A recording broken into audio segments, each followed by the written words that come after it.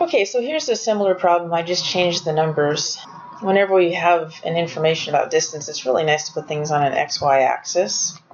So go ahead and put an XY axis. Joint base, Lewis McCord, I'm going to go ahead and put it as 0, 0. Usually you want something to be 0, 0. It just makes things easier. We've got an undisclosed location, 105 kilometers south, that's down, and 205 kilometers east, that's to the right. So that's 205, negative 105. Then you've got Mount Rainier, and then you have some points for that too. And you're flying to that undisclosed location, so that's your flight path there. And I want to know, when am I going to be closest to Mount Rainier? So I'm just going to draw in where I think I'm going to be. It looks like about right there is a good point. I don't know what that is, so of course I'm going to label it. And I don't know X, I don't know Y, so I'm just going to label it XY. And then one way to do this problem is realize that that line in between XY and Mount Rainier is actually going to be perpendicular to your flight path. If it's closest, it's got to be perpendicular. So let's go ahead and find the slopes. The slope of this original flight path, I'm just going to take my point and this point and find the slope. Turns out it's negative 21 over 41.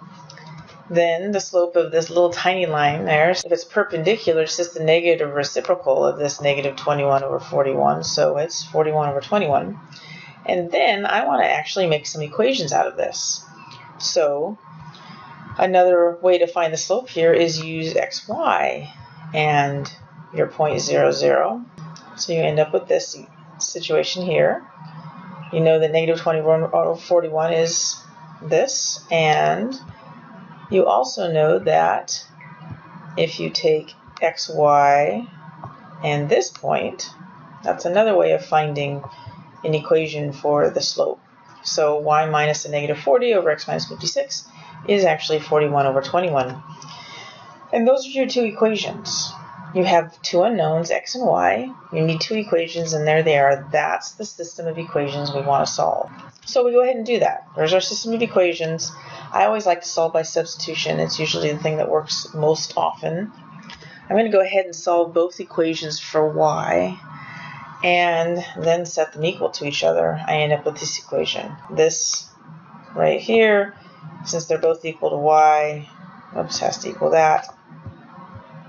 And it's a linear equation. I'm not going to show the process. It's not pretty because of the fractions, but we can use our calculator, etc. And we get about, x is about 60.6. And when I plug it back in, right, if I take 60.6 right here and plug it in up here, I can find out y also. Y is about negative 31. Going back to my picture, that point I was looking for is right here, 60.6, negative 31.0. What I really need to do at this point is find this distance now. And so I'm going to use the distance formula. Again, this is the point 0, 0, remember. And that's the distance formula. I get about 68 miles. I know the speed, 68 kilometers. I know the speed is 600 kilometers per hour, so I just have to do the correct ratio. And I end up with about 6.81 minutes, so almost 7 minutes after we depart we'll be closest to Mount Rainier. And that's how I attacked the problem. That doesn't mean that's the only way to do it. That's just one way to do it.